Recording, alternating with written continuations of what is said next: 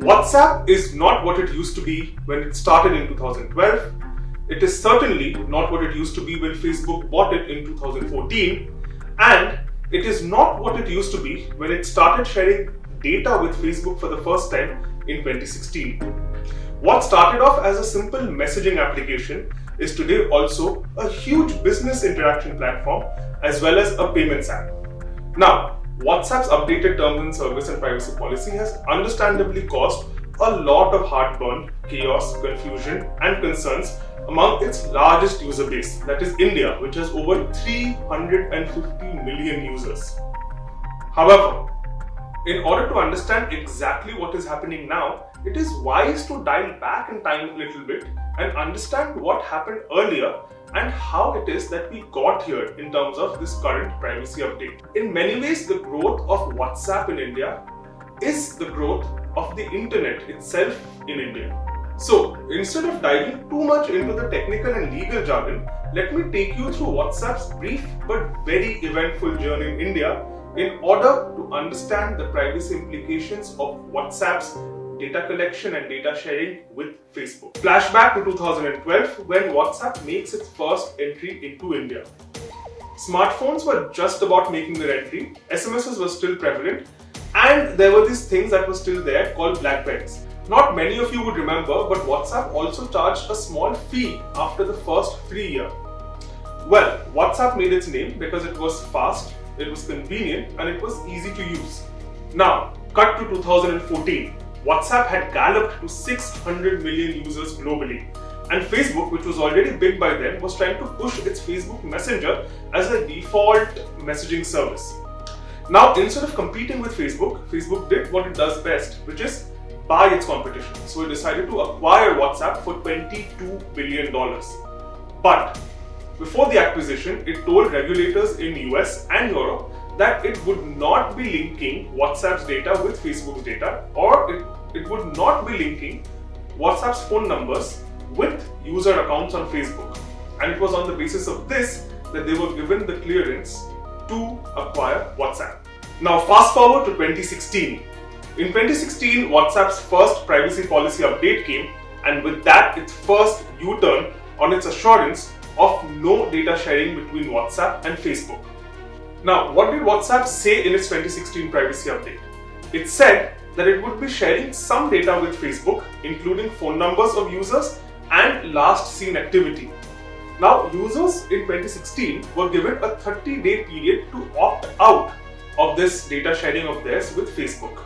But if they didn't, then they would have no option after those 30 days but to have their data on WhatsApp shared with Facebook. Also, new users who joined WhatsApp after 2016 did not have this option of opting out of having their data shared with Facebook. Therefore, this data sharing practice of WhatsApp with Facebook has been going on for over 4 years now without an option to opt out of this. Now, those European regulators were not amused at all by Facebook's privacy U-turns. In 2016, the European Commission fined Facebook 110 million euros for providing false or misleading information about its data sharing practices with WhatsApp in 2014. Since WhatsApp's last privacy update in 2016, it has grown from 600 million globally to over 2 billion users globally. And India has become its largest market with 350 million plus users. Not just that, WhatsApp has become a part of our daily lives, a part of our hourly lives, you can say.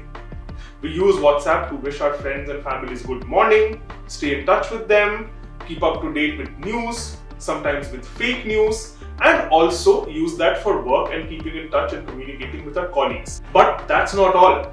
In these last few years, WhatsApp has also grown from being a messenger to also being a business platform where businesses can have WhatsApp accounts to communicate with their clients.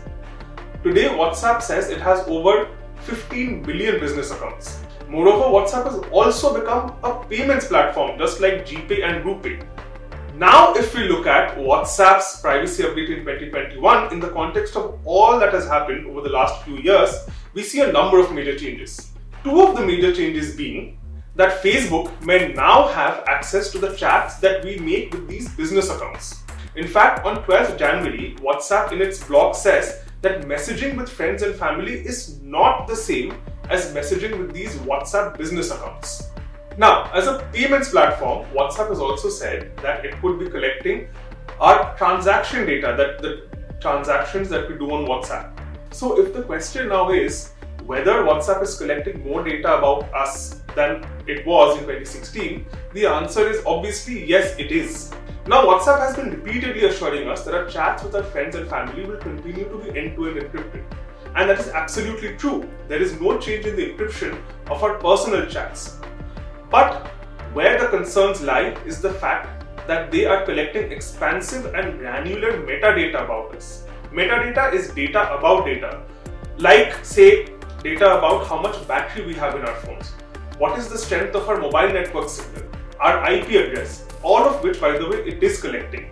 So the issue lies not in the encryption of our chats, but in the granular and expansive metadata collection. And the question is, does WhatsApp need to collect all these data about us?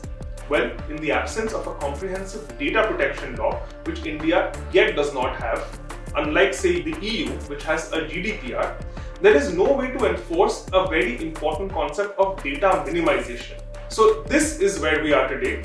And please do not fall for fake news about WhatsApp on WhatsApp.